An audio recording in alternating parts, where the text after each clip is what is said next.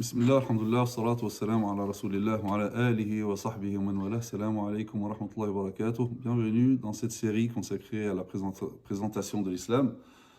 Et nous avons entamé la troisième partie concernant les objectifs de l'islam. Et nous avons dit que le premier résidait dans le fait de construire un être vertueux.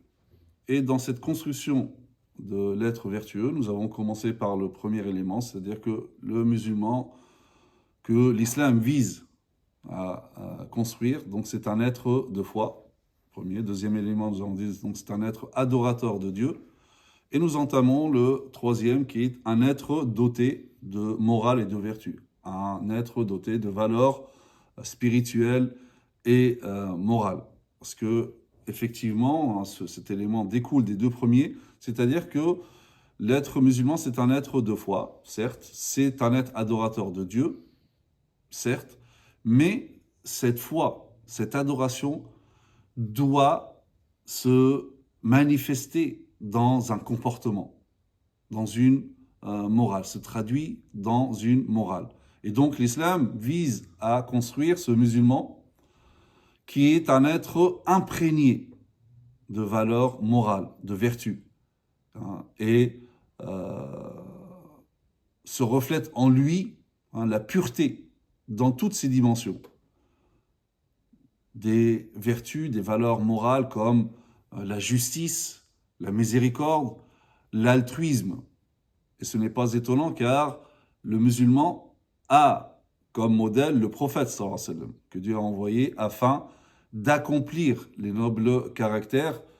Et d'ailleurs, le Coran lui-même, en décrivant le prophète sallallahu alayhi wa sallam et en décrivant sa qualité morale, il le décrit de « ala khuluqin azim ».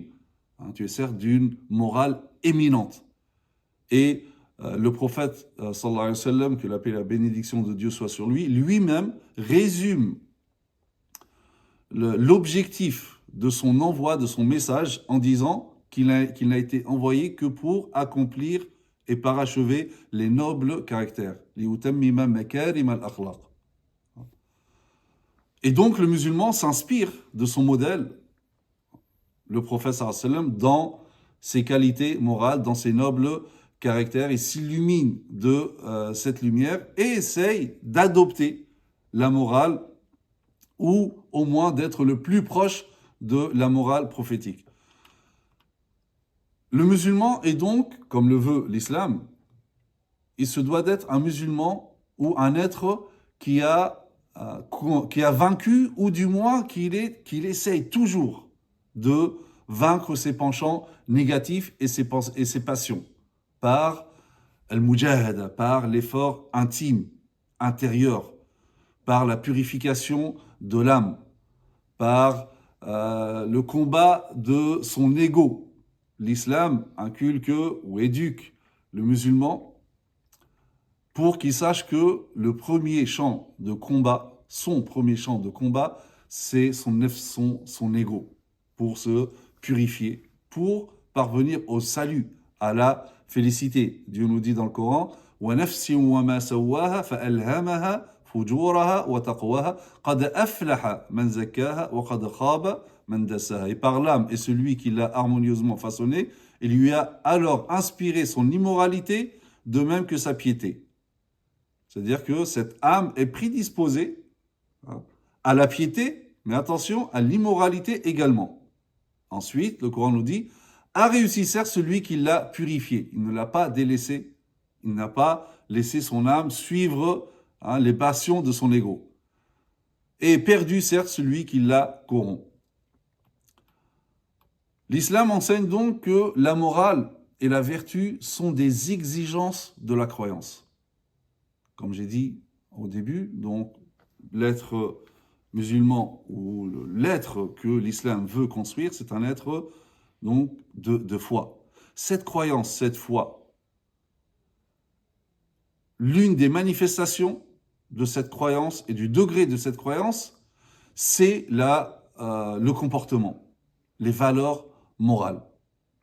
Donc, la morale, la vertu sont des exigences de la croyance. Et elles reflètent la plénitude de la foi. De même que la morale et la vertu sont les fruits de l'adoration de Dieu, d'une adoration sincère, véritable, comme il se doit. Si l'adoration ne se manifeste pas dans la morale et le bon comportement, cela signifie qu'il y a une défaillance dans l'adoration. Pareil, si cette croyance, cette foi ne se traduit pas dans l'action, dans le bon comportement, c'est qu'il y a une défaillance dans cette croyance. Et là, l'important, ce n'est pas ce que l'homme dit de sa foi, c'est ce que sa foi fait de lui. Le Coran nous enseigne que la croyance se manifeste forcément dans la morale et dans la vertu et dans le bon comportement. Il nous dit قد أفلح المؤمنون الذين هم في صلاتهم خاشعون والذين هم عن اللغو معرضون والذين هم للزكاة فاعلون والذين هم لفروجهم حافظون. Ensuite il dit والذين هم لأماناتهم وعهدهم راعون. Donc il dit bienheureux ceux sont certes les croyants. Donc là on parle des hommes dotés de croyances, donc de croyances. Cette croyance doit se manifester en comportement. Comme il dit, donc bienheureux sont certes les croyants. Cette croyance doit se manifester en comportement. Ceux qui sont humbles dans leur salat, qui se détournent des futilités, qui s'acquittent de la zakat, qui préservent leur chasteté, et donc plus loin après il dit, et qui veillent à la sauvegarde des dépôts confiés à eux et honorent les engagements. Donc on voit une croyance qui se manifeste en action. Comme disaient les pieux prédécesseurs, particulièrement Hassan al-Basri, il disait ليس الإيمان بالتمني ولا بالتحلي ولكن الإيمان ما وقر في القلب وصدقه العمل. Donc il dit la croyance, la foi, ce n'est pas une question de prétention. Je dis je suis croyant ou d'habit. Comme on dit, l'habit ne fait pas le moine. Mais il dit la foi, c'est ce qui est ancré dans le cœur, traduit par l'action. C'est ça la véritable foi. Donc, ne parle pas de ta foi, mais il faut savoir montrer ta foi. Le messager de Dieu, sallallahu alayhi wa sallam, lui-même parle de la croyance sous la forme de morale et de vertu. Donc, il dit Man kana yu'minu billahi wal yawmil akhir falyasil rahimah. Quiconque croit en Dieu et au jour du jugement dernier par de croyance. Il le traduit par une action. Qu'il entretienne ses liens de parenté. Il dit Man kana yu'minu billahi wal yawmil akhir fala yu'dhi jarah. Et quiconque croit en Dieu au jour du jugement dernier, qu'il dise tout d'abord qu'il ne nuise pas à son voisin. Et ensuite, il dit وَمَنْ كَانَ يُؤْمِنُ بِاللَّهِ وَالْيَوْمِ الْآخِرِ فَلْيَقُلْ خَيْرًا أَوْ لِيَصْمُتْ. Et quiconque croit en Dieu et au jour dernier, qu'il dise du bien ou qu'il se taise. Donc, il y a toujours la croyance qui est manifestée en action. Il dit également la foi est constituée de plus de 70 branches. Et la plus haute, ou bien la plus haute de ces branches est le fait d'attester qu'il n'est de Dieu que Dieu. La plus basse est le fait d'ôter une nuisance du chemin. Enlever une nuisance, quelque chose qui peut nuire aux passants, tu l'enlèves du trottoir, du chemin, c'est un acte de foi. C'est-à-dire que si jamais tu passes et tu vois quelque chose, je ne sais pas, une bouteille, un bout de verre, une peau de banane, etc., qui peut nuire quelqu'un, et tu passes à côté sans rien faire, c'est qu'il y a une défaillance dans ta foi. Parce que si tu avais la foi, elle se serait traduite en action à ce moment-là, et tu aurais ôté cette nuisance de la rue des gens. Et il dit, et la pudeur constitue une branche de la foi. De même, les actes d'adoration doivent avoir comme fruit le bon comportement, la purification de l'âme et le fait d'être imprégné des nobles caractères. Et on voit dans le Coran que les principaux actes cultuels de l'islam, ils ont des objectifs spirituels, éducatifs, liés donc au bon comportement. Dieu dit à propos de la salat, Inna salata tanha anil fahsha'i wal munkar. En vérité, la salat préserve de la turpitude et du blâmable. Il dit au sujet de la zakat, Khudh min amwalihim sadaqatan tutahhiruhum wa tuzakkihim biha. Prélève de leurs biens une sadaqa, une aumône, par laquelle tu les purifies de l'avarice, et tu purifies leurs biens. Il dit à propos du jeûne, الذين آمنوا كتب عليكم الصيام كما كتب على الذين من قبلكم لعلكم تتقون. Oh les croyants, on vous a prescrit le siyam comme on l'a prescrit à ceux d'avant vous, Pourquoi ainsi atteindrez-vous la piété. Donc on voit que les actes cultuels principaux de l'islam, ils ont des objectifs moraux, spirituels et éducatifs. Et d'ailleurs, lorsque ces actes d'adoration ne produisent pas leurs effets éducatifs, c'est qu'il y a une défaillance, il y a un problème dans l'accomplissement de ces actes et finalement, on ne les accomplit pas comme il se doit avec la présence du cœur, etc. Parce qu'ils n'ont aucun effet. D'ailleurs, les savants disent que l'un des signes de l'acceptation, c'est le fait que l'objectif éducatif, moral, spirituel de l'acte se réalise en toi. S'il ne se réalise pas, tu pries des années, rien n'a changé. Tu jeûnes des années, rien n'a changé par rapport à ta piété. Tu donnes la zakat, tu es aussi avare qu'auparavant. C'est qu'il y a un problème dans ton rapport à Dieu. Et d'ailleurs, c'est pour ça que le prophète il dit من لم يدع قول الزور والعمل به فليس لله حاجة في أن يدع طعامه وشرابه. Celui qui ne s'abstient pas de mentir ou d'agir par pur mensonge, Dieu n'a que faire de son renoncement à son manger et à son boire. Parce que normalement, ton jeûne, toi, doit te préserver. Comme objectif, il doit te préserver de ce genre de choses, de mensonges, de fait d'agir en mensonge. Ton jeûne n'a pas produit cela, c'est-à-dire qu'il ne vaut rien auprès d'Allah Azza wa Jal. Il dit, le prophète dit, Rubba sa'im. Combien de jeûneurs, laysa lahu min siyami illa al-ju'. Ils n'auront de leur jeûne que la sensation d'avoir faim. Ni récompense, rien du tout. Wa rubba qa'im.